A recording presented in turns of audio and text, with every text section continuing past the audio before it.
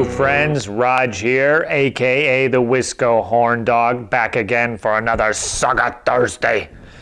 Today we're going to continue our series, taking a look at the different battle boards available for the game of Saga. We started with the Anglo-Danes, which is a starter faction in the Dark Ages main book, and we're going to proceed with the Vikings, which is also another starter faction. And Vikings are pretty popular, as far as I've run into. There's always been tons of people playing them. They're pretty easy to get to grips with, and they're part of the imagery, I think, that makes Saga great. So we're going to be continuing this. I'll be talking with Mikey G, and unlike last video, which we didn't think these would end up being that long, but we talked for over 40 minutes, I believe, about the Anglo-Danes. So this is going to be split up into two parts because we once again ended up talking for quite a while. But this is part of an effort to just to keep the overall length on my videos down going forward. So this will be split up into about two they're over 20-minute segments, but that's the best that we can do. So plenty of action on this one. So let's check that out. All right, we're back with Mikey G, the People's Viking. What up? And we're going to take a look at the Vikings today. So just the generic Vikings that come in the original Saga book. Yep. So these ones, this is pretty awesome. This is probably most people's first army, probably. Or, yeah, if you don't know what you're going to do, pick up some Vikings. These are the dudes to do. Yep.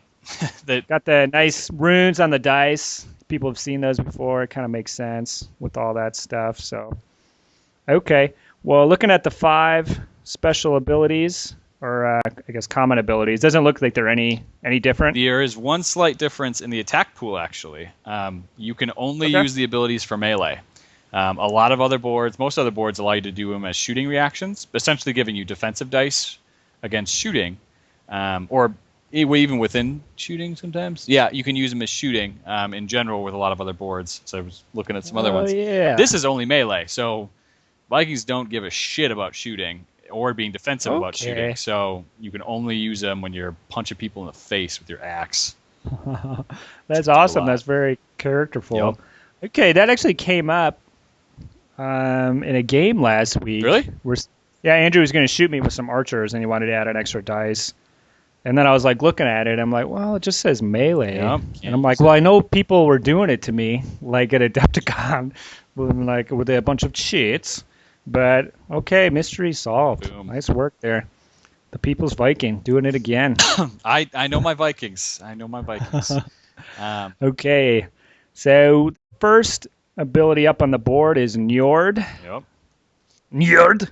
I don't know. Njord. Activation phase. Discard this die. It's a rare, so discard a rare die. Yep. And you discard a fatigue from your warlord and from all units within medium of him, so 6 inches. So yeah, that can be pretty nice if you have that rare to spare. Pretty damn powerful. The board doesn't necessarily utilize a ton of rares for a lot of the stuff that it does, unless you're going for Ragnarok, which we'll talk about later. So if you got a rare, this is typically, if it's not activation pool, it's going to Njord, because ability to shunt off that much fatigue. I mean, if you've blocked up and you've got like 5 units around your warlord, and we were talking about Anglo-Danish last time and how they can be trapping out all this fatigue, you might just, using one rare die, cancel all of it, which is phenomenal. Yeah, so that's nice. Basically in the early game, you can almost just kind of cancel that ability out, as long as you can get one of those rares in there. Yep. That's awesome, because you're thinking arrest activation is a dice for each person. So this one dice could equal 5 dice worth of activations, or potentially even more. Well, it can be used, most of the times. It can be used in conjunction with rest too, right? So if you have 2 fatigues on a unit, you can say, I'm going to Njord, drop one of those, and then I'm going to rest them. So I actually can drop what's more than what I should be able to do, which is it catches people off guard a lot of times. Okay, yeah, that's really awesome.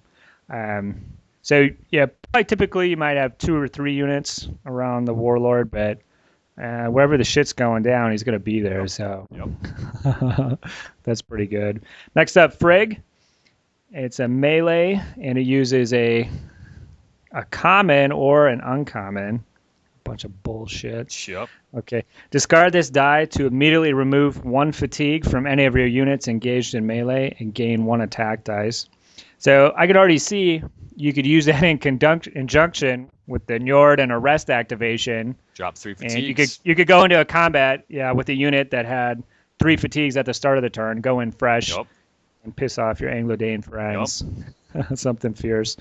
So, yeah, this one, do you want to chat about it a little bit? There's one obvious thing that happens all the time, it seems, with it. Well, what you go for? What's the obvious thing, bud? What are you seeing? Okay. Well, one thing is, folks, when you go in to fight, you want to go in fresh, but you can't do a double move without taking a fatigue. Mm-hmm. So, but if you use this, you can basically charge 12 inches with a foot unit. Yep. And by the time their kind of melee ability phase comes around, your fatigue that you gained is gone. You got an extra attack, and basically you're as good as you were at the start. So. Yep, that is honestly the main use of Frigg, is to create an alpha strike. In comparison to the other of the early warbands, Vikings, despite being a foot warband, could actually alpha strike people pretty well. They'll get the attack off first because they can do this. They can attack more or less fresh, even though they double moved. And you get an extra attack die, which is kind of cool, just kind of whatever. The one tricky thing about Frigg, though, is because of the way that the timing works on spending fatigues, only really utilize this on the attack. Because if you're the defender, your opponent gets to spend your fatigue before you get to play your ability. So if you put this on your board with the intent to defend and gain or take off some fatigue before your opponent swings at you when they attack, you have done it wrong, and you will probably get your ass whooped for it. Some of our Viking players have to take that lesson the hard way. Yeah, it's offensive only, unless you have a pile. If you have 3 or more fatigues, they can only use 2. Right. So maybe that could come into play. Otherwise, you kind of prevents them from doing a strategic, just leaving your fatigue on you. Right. It kind of prevents that, but that isn't really something you would really do on purpose. That's some high level Saga shit right there. Mind games, dog. Okay. Yeah, so just a common, that's the same thing that moves your guys. It's really good. It's phenomenal. Real good. Yeah. That's pretty much. Probably every turn of the game you're using that one. Would you say? Any turn you're going into combat, you're generally. Yeah. Okay, badass. Moving on, Heimdall. It could be any one of your dice. Discard this die to gain 3 attack dice in melee.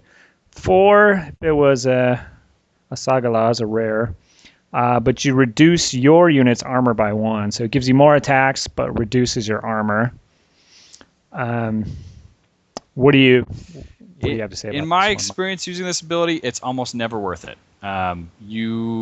The extra attack dice that you gain, it's really not that many more dice than you can maybe get up with the attack pool.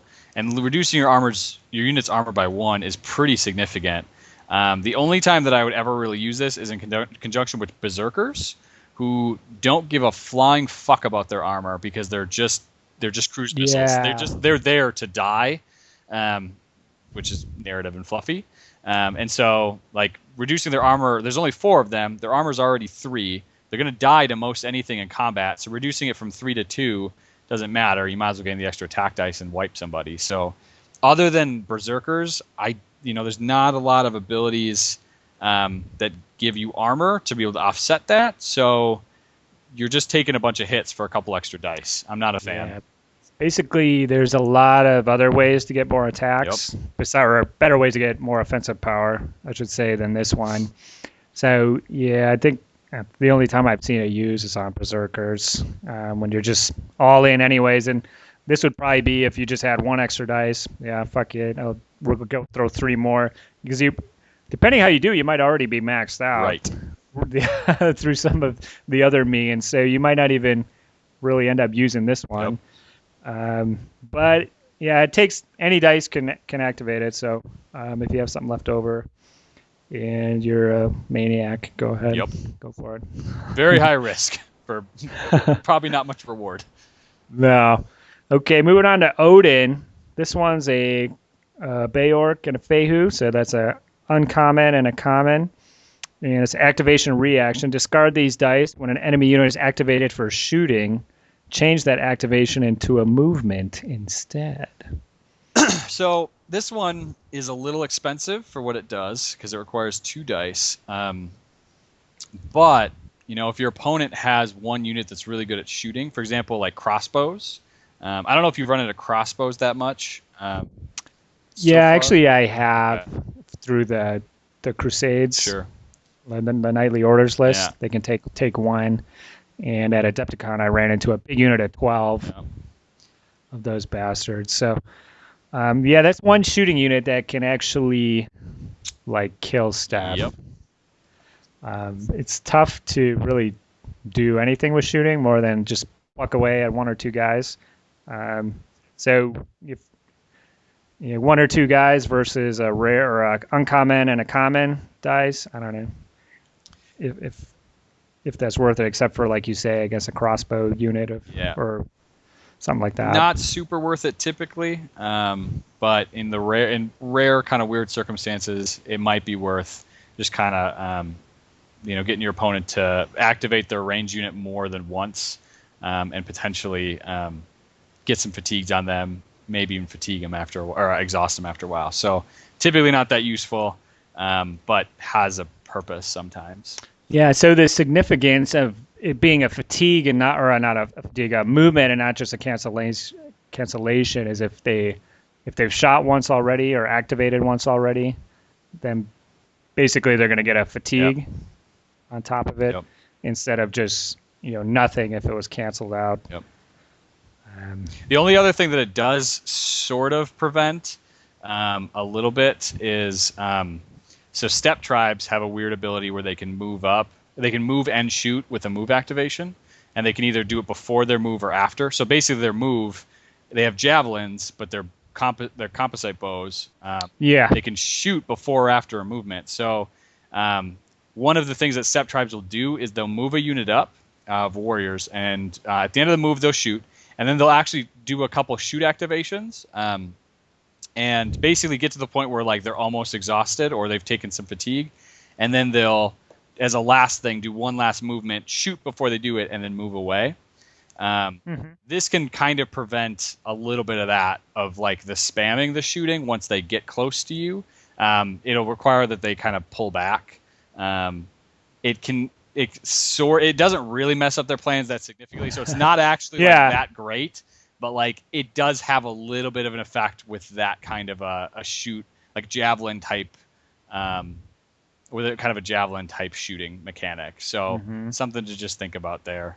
But otherwise, not really that useful as far as I can see. Yeah. Is there any other way to? Okay, I'm looking down.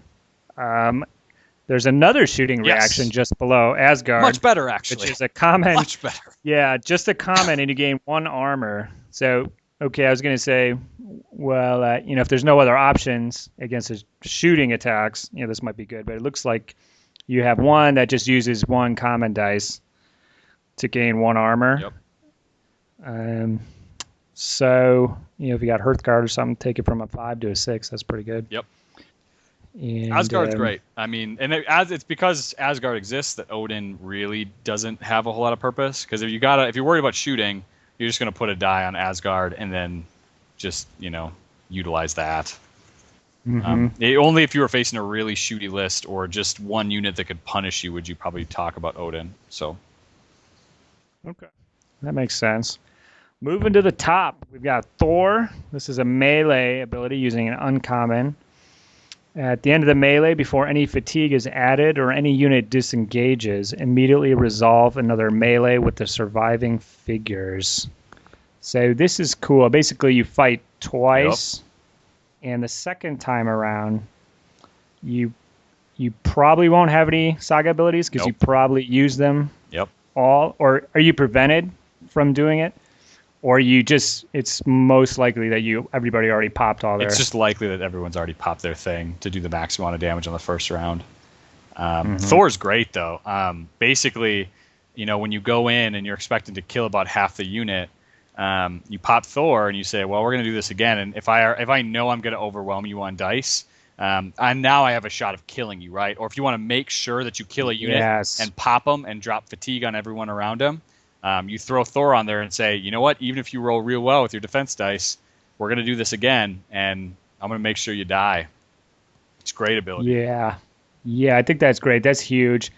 It can be so surprisingly difficult to wipe out a unit. Yes. Like when you want to, when you plan to, and any kind of insurance you can get.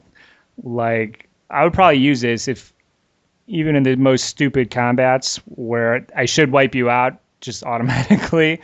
Like, I think I would use that just because of my weird luck. It's powerful, but sometimes it abandons me at critical moments. But yeah, that is definitely an awesome ability. Yeah, and can make people feel very sad. Yes. And very forlorn about their chances. Okay. And we're going to cut it there. So that is the first half of our Vikings battle board review. A lot of good info discussed there. Hope you found it useful. If you have any tidbits so far that you'd like to contribute, just go ahead, comment below. We are going to have the second part of this video is going to come out next week, and that'll discuss the remaining abilities and just some overall general thoughts on the warband. So like and favorite this shit. Tell your friends if they're into Saga. Subscribe so you can make sure to catch that video and become a hobby horn dog today. Saga!